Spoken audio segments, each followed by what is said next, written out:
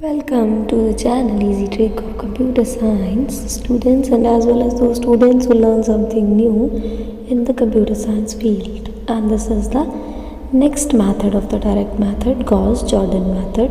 Hope so it will helpful for you in the exams. This is the next direct method, Gauss-Jordan method.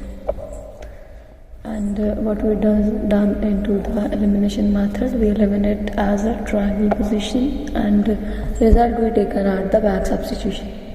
So in the Gauss-Jordan method, the same procedure we will done, not eliminate the elements same, but the different elements you can eliminate it like that. आपके पास x1 के आगे दिया होगा x2 x3, यहाँ पे x1 x2 x3 x1 x2 x3 delete क्या करना है, इसमें से x2 को, इसमें से x3 को, x2 x3 फाइन, और इसमें से क्या डिलीट होगा, x1 x3, इसमें से x1 x2, और ये ऐसे एक पैरेललोग्राम लाइन बनेगी, ये लाइन बननी चाहिए और बाकी सारे एलिमेंट्स डिलीट हो जाने चाहिए, और बचना क्या चाहिए, फर्स्ट रो में से x1, सेकेंड रो में से x2, थर्ड रो में से x3 and so on up to आप इसको xn तक ला सकते हो। और इसके साथ ही आपको यहाँ पे पर्टिकुलरली b1, b2, b3 और bn कांस्टेंट भी मिल जाएंगे। ऐसे ये देखिए कांस्टेंट दिख रहे हैं आप, b1, b2, b3 and bn constant भी अवेलेबल। एंड हमने ये देख लिया है अब कि हमने डिलीट क्या करना होता है इसमें, और डायगोनली हमारे पास क्या बचना चाहिए। डायगोनली ये चीज़ बचनी चाहिए, ये वाली, और डिलीट क्या करना है उसके हिसाब से मैंने यहाँ पे मार्क लगा दिए हैं आप लोगों के लिए। A12 A13, second row first element, second row third element, third row first element, third row second element, और ये रो 1 है, 2 है, 3 है। करना क्या होता है, देखिए सबसे पहले जब भी सोल्यूशन आपने शुरू करना है, करना क्या होता है कि जो फर्स्ट रो है, ये जैसे आपको फर्स्ट रो दिख रही है, फर्स्ट रो को हमने इसके साथ भी डील करना है, सेकंड के साथ और थर्ड के साथ भी, क्योंकि सबसे पहले हमें ये एलिमेंट डिलीट करने हैं, तो फिर हमें इस कॉलम पे आना है, फिर इस कॉलम पे आना है। 1 बाय 1 डिलीशन होगी, और डिलीशन होनी कैसे है, सबसे पहले क्या करना है कि जो फर्स्ट रो आपको दिख रही है उसका जो फर्स्ट कोफिशिएंट है, जैसे ये है 2, इसके कोफिशिएंट के साथ इसको डिवाइड कर देना है। ये देखिए divided first equation by 2 we get, हमें ये इक्वेशन मिल जाएगी जब हम इसको डिवाइड करेंगे। देखो 2 डिवाइडेड बाय 2 1, 2 डिवाइडेड बाय 2 1, और 5 को 2 के साथ करोगे तो आंसर आ जाएगा 2.5।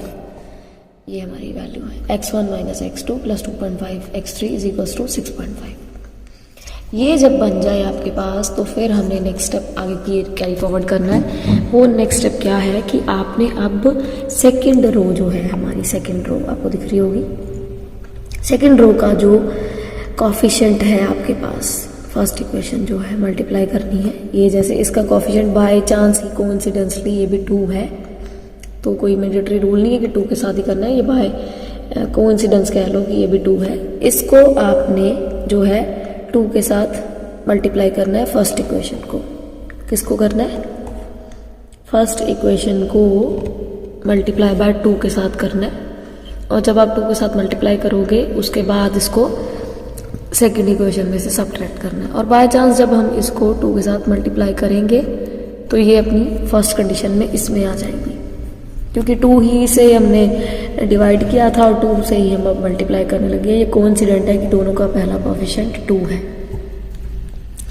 जब आप सब्ट्रैक्ट कर दोगे इसको इसमें से, क्योंकि 2 के साथ मल्टीप्लाई करने के बाद ये यही बन जाएगी, और इसमें से आप सब्ट्रैक्ट कर दोगे तो आपके पास ये इक्वेशन आ जाएगी, 0x1 plus 5.0 x2 minus x3 is equals to 7। ये हमारे पास एक इक्वेशन आ जाएगी।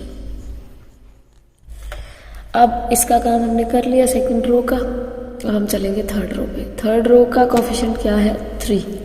3 को आपने ये जो इक्वेशन हमने फर्स्ट टाइम निकाली थी इसके साथ मल्टीप्लाई करना है, ठीक है। ये जो हमने नई इक्वेशन निकाली है ना, ये है new equation first. New equation first के साथ हमेशा आपको सेकेंड रो का, थर्ड रो का कॉलम वाइज जो एलिमेंट ले रहे हो, जैसे अभी हम फर्स्ट ले रहे हैं, उसके साथ आपको मल्टीप्लाई करना है। इसको जब हम 3 के साथ मल्टीप्लाई करेंगे फर्स्ट इक्वेशन को, यहाँ पे फर्स्ट इक्वेशन को 3 के साथ मल्टीप्लाई करके आपने इसमें से कर देना है। देखो 3 के साथ मल्टीप्लाई करोगे तो क्या आएगा? 3x1 minus 3x2। दिख रही है ना इक्वेशन? इक्वेशन को इक्वेशन में से माइनस कर देना है आपने, सब्ट्रैक्ट करोगे तो आपको ये एक और नई इक्वेशन मिल जाएगी। शुरू की थी हमने इन इक्वेशन से और फिर हमें मिली ये एक इक्वेशन, सेकंड प्रोसेस में ये एक इक्वेशन, थर्ड प्रोसेस में ये एक इक्वेशन, और एलिमिनेट होने के बाद x1 एलिमिनेट हो गया, ये इसका भी काम हो गया, इसका भी हो गया। स्टेप्स हमने चला लिए और अब हमने नई जो हमें इक्वेशंस मिली हैं उनको लिख लेना है। ये जो नई इक्वेशंस मिली है फर्स्ट, सेकंड और थर्ड, इसमें से अब आपको दिख रहा होगा कि ये वाला एलिमेंट और ये एलिमेंट हमने डिलीट करना था, ये दोनों डिलीट हो चुके हैं। अब हम नेक्स्ट स्टेप में जो है नेक्स्ट कॉलम के थ्रू इसको और इसको डिलीट करेंगे, लेकिन किसको लेके? इसको लेके। नेक्स्ट देखिए कि जब आपके पास ये 3 इक्वेशंस आ गई हैं, जो पीछे थी वो मैंने आपके लिए अब भी दोबारा लिख दी हैं ताकि आपको दिखती रहे इक्वेशंस। अब हमने स्टेप जो चलाना है वो सेकेंड रो के साथ चलाना है, इसके साथ। सो रूल वही है, ये कोफिशिएंट डिलीट हो चुका है और यहाँ से अब इक्वेशन बच रही है 5.0, मतलब 5x2 minus x3 is equals to 7, and the last one equation is 2x2 minus 4.5x3 is equals to minus 9.5. Okay fine. So rule again मैं रिपीट कर देती हूँ जो फर्स्ट के लिए था कि फर्स्ट का फर्स्ट कोफिशिएंट हमने लिया था, क्योंकि फर्स्ट रो से चल रहे थे, अब हम सेकेंड रो से डिलीट करेंगे इस एलिमेंट को और इस एलिमेंट को, तो इस कोफिशिएंट के साथ करेंगे। पहले इस कोफिशिएंट को इसी की इक्वेशन के साथ आपने जो है वो डिवाइड करना है, मतलब 5 को इस पूरी इक्वेशन के साथ डिवाइड करना है, और जब आप डिवाइड करोगे तो ये इक्वेशन आपके सामने बन जाएगी 0x1 plus x2 minus 0.2 x3 and equals to 1.4। ये डिवाइड किया है हमने 5.0 के साथ, और जब ये डिवाइड होने के बाद इक्वेशन आपके पास आ जाएगी, उसके बाद हम एलिमिनेशन प्रोसेस चलाएंगे। एलिमिनेशन प्रोसेस के लिए क्या करना है? पहले आपने रो 1 का सेकेंड एलिमेंट डिलीट करना है, एलिमिनेट करना है, और फिर रो थर्ड का करना है। सो एलिमिनेट करने के लिए हमें x2 from the first and third equation, ये प्रोसीजर फॉलो करना है फिर से, जो हमने बैक स्टेप में भी किया था स्टार्ट करते टाइम। क्या करना है आपने? Multiply the new second equation by -1। जो न्यू सेकेंड इक्वेशन है ना, ये जो न्यू बनी है हमारी इक्वेशन, ये वाली, अब ये न्यू इक्वेशन नंबर सेकेंड है। ये जो न्यू इक्वेशन नंबर सेकेंड बनी है उसको किसके साथ करो? फर्स्ट रो के सेकेंड एलिमेंट से हमने शुरू करना है और इसी के कोफिशिएंट के साथ। इसका कोफिशिएंट क्या है अब? -1, तो फिर हम किसके साथ करेंगे? -1 के साथ। पहले इसको करो multiply with the new second equation इसके साथ, एंड जब ये माइनस हो के मल्टीप्लाई हो जाएगा उसको सब्ट्रैक्ट कर दो फिर आप फर्स्ट इक्वेशन में से, इसमें से एग्जैक्टली इसमें से माइनस करोगे, क्योंकि x1 इसके पास है, इसके पास है नहीं, तो ये एज इट इज ही रह जाएगा। और फिर आपके पास x2 था और -1 के साथ आपने मल्टीप्लाई करके जो इक्वेशन बनाई, फिर हमारे पास ये इक्वेशन जो है आ जाती है सब्ट्रैक्ट करने के बाद, और ये हमारी एक और इक्वेशन नई वाली बन जाती है। उसके बाद हम रो थर्ड के ऊपर प्रोसीड करेंगे, लेकिन रो 2 से।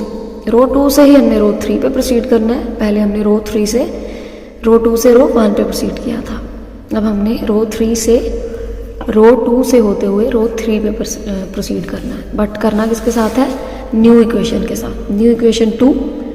अब किस कोफिशिएंट के साथ आप मल्टीप्लाई करोगे?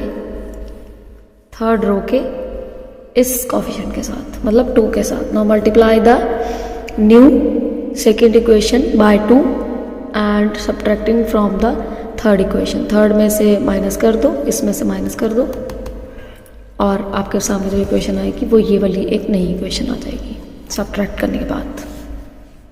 सो अब हमने जो है after elimination of x2 from first and third equation, हमारे पास आप देख सकते हो, ये देखो इस इक्वेशन में भी 0x2 हो गया और 0x2 हो गया, मतलब नई जो हमें 2 इक्वेशंस अब मिली हैं और जो ये नई इक्वेशन मिली थी, सब में अब जो है आपको x2 इन दोनों में से हमने एलिमिनेट करना था। इस स्टेप में हम कर चुके हैं और हमारे सामने ये नई इक्वेशन बन गई है। ये देखिए, first this x1 plus 0x2 plus 2.3x3 equals to 7.9, second equation x1 plus 0x2 plus 2.3x3 is equals to 7.9 है ना, और 0x1 plus 0x2 minus 0.2x3 जो है इक्वेशन, और आपकी थर्ड इक्वेशन 4.1x3 वाली।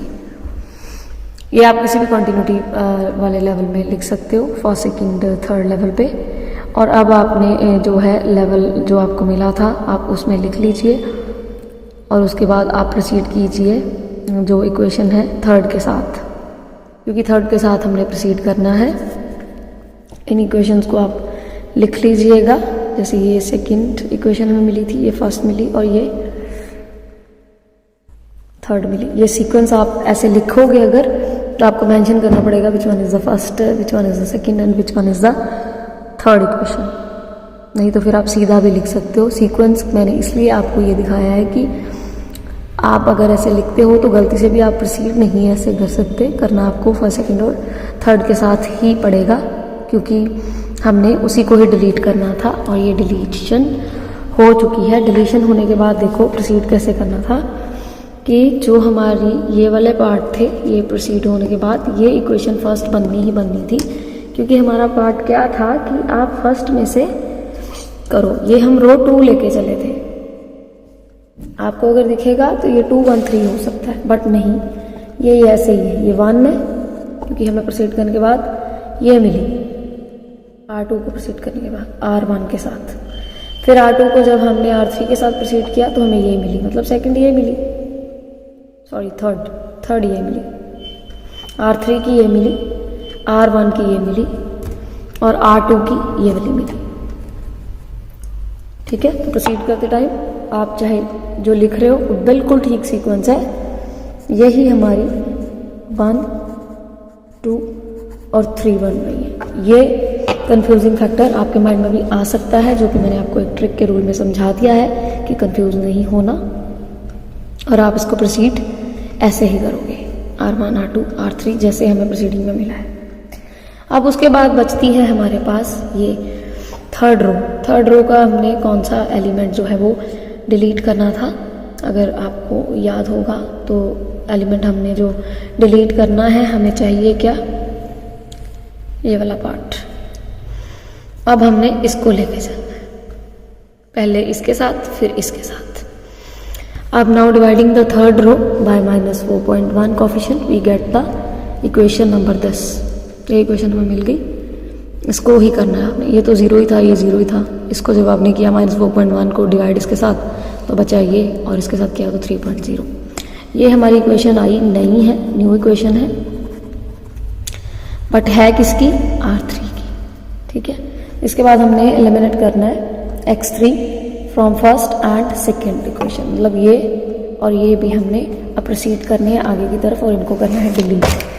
अब आगे आप देखो कि क्या है कि मल्टीप्लाई करो न्यू थर्ड इक्वेशन को बाय 2.3 कोफिशिएंट के साथ। अगर आपको पूरा देखना है तो मैं आपको दिखा देती हूँ। देखिए, ये नई इक्वेशन है हमारी 0x1 + 0x2 + x3 = 3.0, और हमने अब क्योंकि मल्टीप्लाई करना है न्यू थर्ड इक्वेशन बाय 2.3, कहाँ से लिया है हमने ये देख लो। 2.3 किसका पार्ट है, इसका कोफिशिएंट है। इसके कोफिशिएंट के साथ जो नई इक्वेशन आई है हमारी ये वाली, इसको करना है मल्टीप्लाई।